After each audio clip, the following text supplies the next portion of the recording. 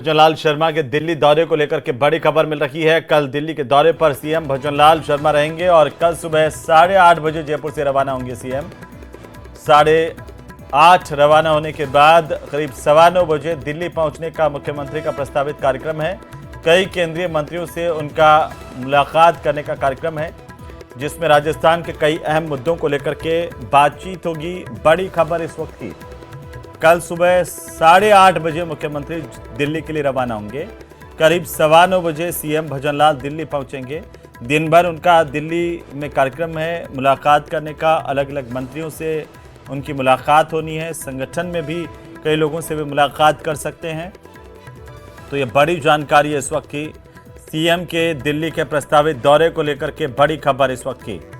कल सुबह 8:30 बजे सीएम जयपुर से दिल्ली के लिए रवाना होंगे। 9:15 बजे करीब उनका दिल्ली पहुंचने का कार्यक्रम है। हवाई मार्ग से मुख्यमंत्री दिल्ली पहुंचेंगे। बड़ी खबर इस वक्त की।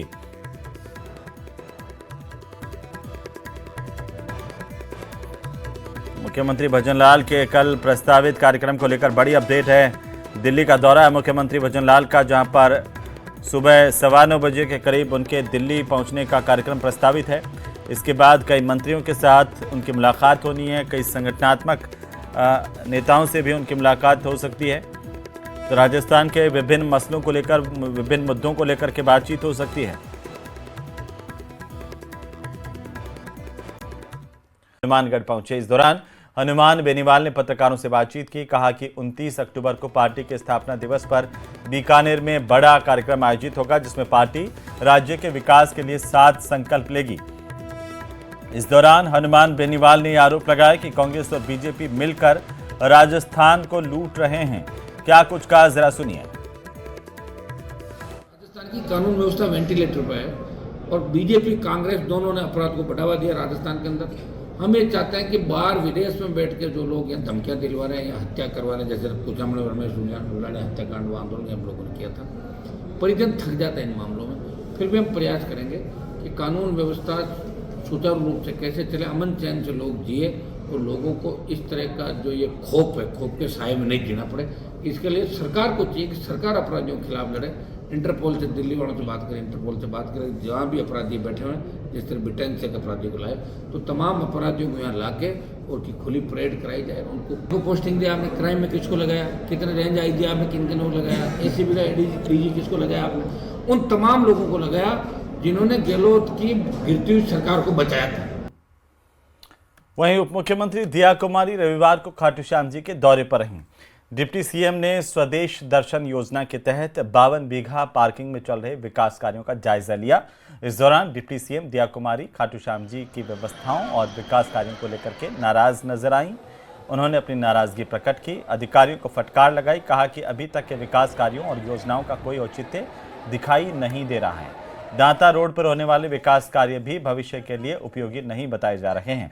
ऐसे में उन पैसों का उपयोग खाटू श्याम जी के अंदर का विकास कार्य कराने में लगाए जा सकते हैं। डिप्टी सीएम ने उपखंड अधिकारी, ईओ, डीवाईएसपी समेत तमाम अधिकारियों को मंगलवार को जयपुर में तलब किया है।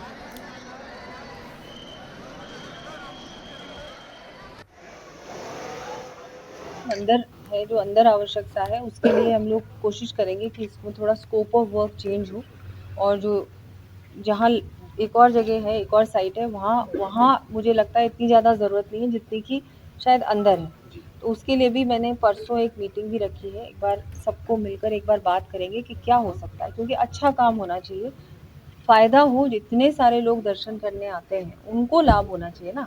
उनका जो एक्सपीरियंस है, उनका जो पूरा टाइम यहाँ रहते हैं, उनको कोई मतलब धक्का धुक्की ना हो, उनके साथ कुछ सेफ्टी भी सही हो। ये सब चीज़ों का ध्यान रखते हुए अच्छा प्लान। जोधपुर से खबर, जहां पर केंद्रीय मंत्री गजेंद्र सिंह शेखावत ने बिहार चुनाव को लेकर के पूर्व मुख्यमंत्री अशोक गहलोत पर निशाना साधा। कांग्रेस नेता अशोक गहलोत के राजनीतिक जादू पर कटाक्ष करते हुए शेखावत ने कहा कि राजस्थान के जादूगर पहले गुजरात गए थे, वहां उनका जादू नहीं चला, अब बिहार जा रहे हैं, वहां भी नतीजे वही होंगे। गहलोत जी 3 बार मुख्यमंत्री बने, लेकिन हर बार किसी और के चेहरे या रणनीति का इस्तेमाल करके उन्हें बस इतना जादू आता है कि चुनाव के बाद जो चेहरा सामने होता है उसे हटाकर खुद मुख्यमंत्री बन जाते हैं। बिहार में ऐसी कोई संभावना नहीं है।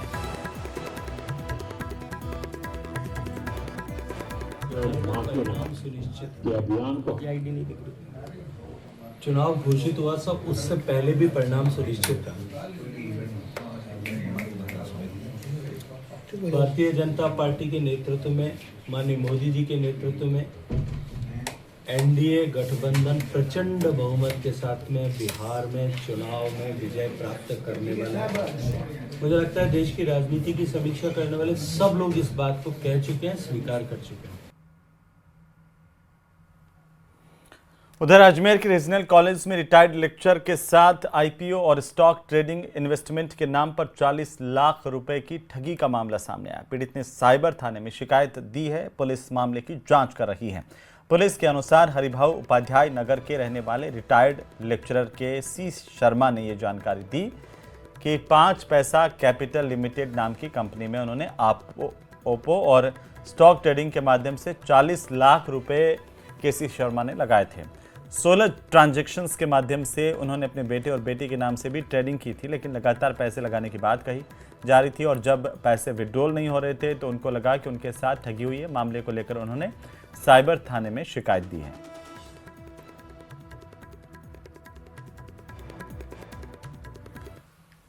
फाइव पैसा कैपिटल के लिमिटेड के नाम से एक कंपनी थी, उसमें ट्रेडिंग के नाम पे, आईपीओ के नाम पे, इन्वेस्टमेंट के नाम से इनके साथ इन्वेस्टमेंट करवाया था 40 लाख का। तो इन्होंने टुकड़ों में 40 लाख रुपए इन्वेस्ट किए थे 16 बार में, करीब 16 बार में इन्होंने इन्वेस्ट किए अपने 3 खातों से, एक खुद के, एक बच्चे के, एक बेटी के खातों से इन्होंने पैसे इन्वेस्ट करा। 40 लाख रुपए इन्वेस्ट करा। जब इनको लगा कि मेरे साथ फ्रॉड हो रहा है तो ये तुरंत साइबर थाने आए, तो हमें एक लिखित शिकायत दी। त्वरित कार्रवाई करते हुए 1930 की एक अपने जो गवर्नमेंट की तरफ से गाइडलाइन है 1930 के ऊपर इनकी कंप्लेंट करी और एफआईआर दर्ज करी। क्या करते हैं ये रिटायर्ड कर्मचारी है सर जी, और अपने गवर्नमेंट कर्मचारी है, रिटायर्ड है अभी जी। वहीं अलवर से बड़ी खबर मिल रही है, जहां पर एक महिला के साथ ससुराल पक्ष के लोगों ने मारपीट की है। बड़ी जानकारी इस वक्त की। महिला ने पति, ससुर, देवर सास पर जहर देकर के मारपीट करने के आरोप लगाए हैं। महिला को इलाज के लिए जिला अस्पताल में भर्ती करवाया गया। ससुराल पक्ष के लोगों पर कमरे में बंद कर मारपीट करने के आरोप लगे। मामले की जांच पुलिस की तरफ से की जा रही है। अलवर से बड़ी खबर, महिला के साथ मारपीट हुई है, ससुराल पक्ष पर आरोप लगे हैं। महिला को अस्पताल में भर्ती करवाया गया और इलाज शुरू किया गया है।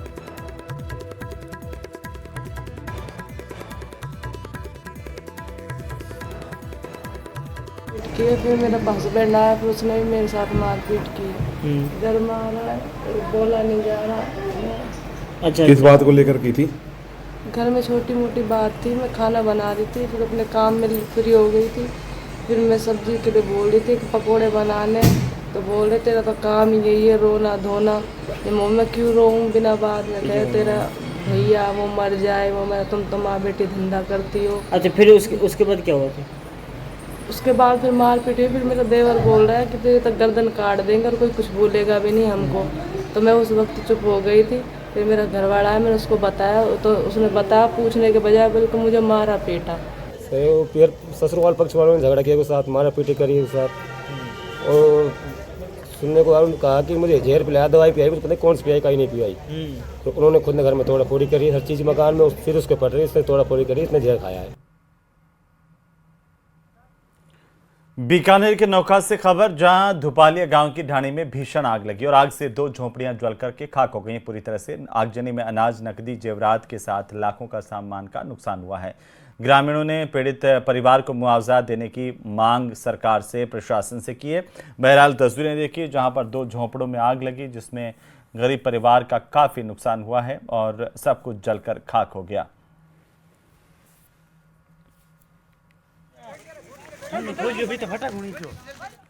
चित्तौड़गढ़ के अजयराज सिंह नाम के एक युवक पर फायरिंग हुई और फायरिंग से मौत के मामले में 2 मुख्य आरोपियों को गिरफ्तार कर लिया गया। अब तक इस मामले में पुलिस ने 19 आरोपी गिरफ्तार किए हैं।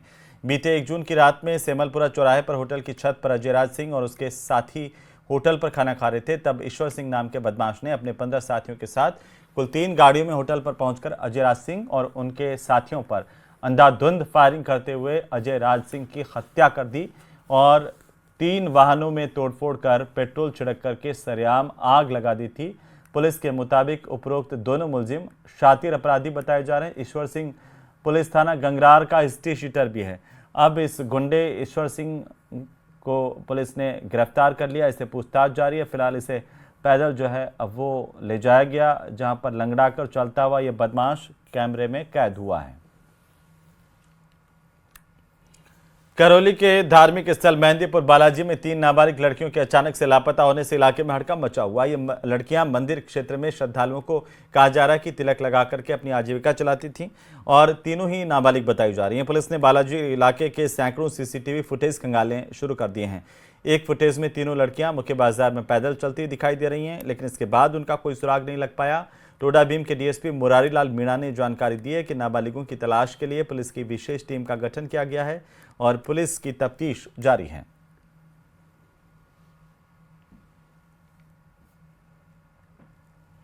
गुलाबी नगरी जयपुर में टूरिस्ट स्पॉट पर जबरदस्त रौनक देखने को मिल रही है। दिवाली के बाद से लगातार पर्यटकों की संख्या यहां पर दोगुनी से ज्यादा हो चुकी है। भारी तादाद में आसपास के राज्यों से लोग टूरिस्ट प्लेसेस पर पहुंच रहे हैं। तस्वीरें आपकी टीवी स्क्रीन पर अल्बर्ट हॉल, हवा महल और अलग अलग जगहों पर पर्यटकों की भरमार देखने को मिल रही है।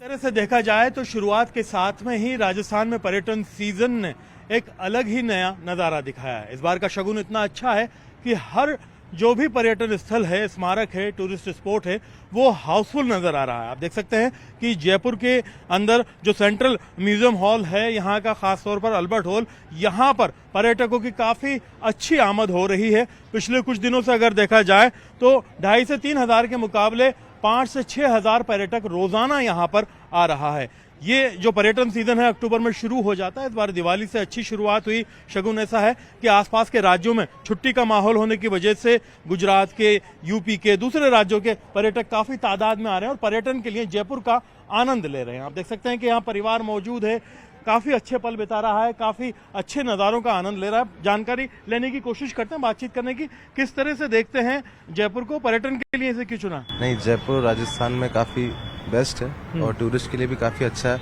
और हिस्टोरिकल मॉन्यूमेंट्स वगैरह बहुत अच्छे हैं यहाँ पे। कितने दिन की छुट्टी ली? बस अभी जो दिवाली की छुट्टी थी तो अभी 3 दिनों के लिए आए हुए थे। आज हमारा लास्ट डे है, कल से वापस वर्क है। मजा आया जयपुर में? बहुत अच्छा लगा। मजा आया जयपुर। कैसा लगा जयपुर? बहुत सुंदर, बहुत सुंदर, शांत, खूबसूरत, बिल्कुल साफ सफाई को लेकर बिल्कुल। शिकायत आपकी? शिकायत नहीं, बिल्कुल बताएं। क्योंकि अभी जब हम आए थे तब तो सारा गंदगी पड़ी हुई है, लेकिन अब ठीक, अब अच्छा है। बिल्कुल। कुछ कहेंगे, कैसा रहा पर्यटन? बहुत अच्छा एक्सपीरियंस है जयपुर का, हमेशा से रहा है और आज भी, इस बार भी। कहाँ से आए आप? राजसमंद से। जी बिल्कुल, आप देख सकते हैं कई टूरिस्ट यहाँ फोटोग्राफी भी कर रहे हैं परिवार के लिए। क्या कहेंगे, कैसा लगा? बहुत अच्छा लगा है। हम तो यहाँ आए हुए हैं पहले भी, पर आज आके और अच्छा लग रहा है। अच्छा लग रहा है। आप देख सकते हैं कि यहाँ पर जो वेडिंग के लिए आने वाले कपल्स हैं वो वेडिंग शूट बड़ी तादाद में कर रहे हैं, क्योंकि शादियों का सीजन शुरू होने वाला है। परिवार के साथ में आने वाले अन्य राज्यों के पर्यटक काफ़ी तादाद में यहाँ देखने को मिल रहे हैं। गुजरात में बताया जा रहा है कि 21 दिन की छुट्टी का एक तरह से सीज़न होता है, वो भी काफ़ी जो है अच्छा उसका इम्पैक्ट पड़ा है। विदेशी जो टूरिस्ट है, फॉरेन टूरिस्ट जो है वो काफ़ी तादाद में यहाँ आने लगे हैं। तो ये एक तरह का अच्छा शगुन है, अच्छी शुरुआत है। अक्टूबर से लेकर के मार्च एंड तक लगातार ये सीज़न जारी रहेगा। और अब जिस तरह के हालात हैं, आप देख सकते हैं कि राजस्थान में पर्यटन व्यवसाय से जुड़े हुए लोगों के पास में फुर्सत मिलना मुश्किल होगा। गाइड्स के पास में अच्छी आमद हो रही है, बाज़ारों के अंदर रौनक है। यहाँ पर बाज़ारों के साथ साथ जो राजस्थानी व्यंजन बनाने वाले लोग हैं, जो कि टूरिस्ट पर निर्भर होते हैं, उनके पास भी काफ़ी अच्छा जो एक तरह से बिजनेस अभी से आना शुरू हो गया है। कैमरा पर्सन मान सिंह के साथ में अरबाज अहमद, न्यूज़ 18 के लिए जयपुर से। तो वहीं प्रदेश में एक बार फिर से मौसम का मिजाज बदलने वाला है। बंगाल की खाड़ी और अरब सागर दोनों ओर बने सिस्टम से 27 और 28 अक्टूबर को भारी बारिश का अलर्ट जारी किया गया। कई जिलों में गरज चमक के साथ तेज बारिश की संभावना जताई गई है, जहां पर बिजलियां चमक सकती है और तेज बारिश भी हो सकती है और इससे तापमान में भारी गिरावट आ सकती है। मौसम विभाग की तरफ से इसे लेकर के येलो अलर्ट जारी किया गया है कई जिलों में। कुल मिलाकर के 9 ऐसे ज़िले हैं जहां पर बारिश हो सकती है। कोटा, उदयपुर, भरतपुर, बूंदी, ये तमाम ज़िले शामिल हैं। 29 से 30 अक्टूबर को भी दक्षिणी ज़िलों में बारिश हो सकती है।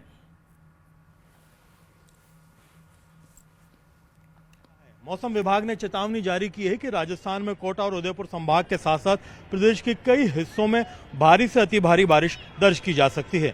मौसम विभाग की ओर से पश्चिमी विक्षोभ को लेकर के जो पूर्वानुमान जारी किया गया है उसमें 27 तारीख और 28 तारीख को कई इलाकों में भारी और कई इलाकों में अति भारी बारिश होने का अनुमान जारी किया गया है। कोटा के आसपास के जिलों में भी यहाँ पर अलर्ट जारी कर दिया गया है, वहीं पर जो उदयपुर है वहां पर भी अलर्ट जारी कर दिया गया है। मौसम विभाग की ओर से जारी की गई जानकारी के मुताबिक 29 अक्टूबर तक इसका असर रहने वाला है। प्रदेश के अंदर मौसम के अंदर पहले से ही काफी तब्दीलियां देखने को मिल रही है। दिवाली के दौरान जिस तरह से पॉल्यूशन बहुत ज्यादा हाई हो गया था, अब धीरे धीरे वो सामान्य होने लगा है, लेकिन इस दौरान पश्चिमी विक्षोभ की चेतावनी के बाद में प्रदेश में कई हिस्सों में बारिश होने वाली है। राजधानी जयपुर में अगर आप देखेंगे तो पीछे आपको जो आसपास के पहाड़ों पर धुंध साफ नजर आएगी कि एयर क्वालिटी इंडेक्स अभी भी ठीक नहीं है।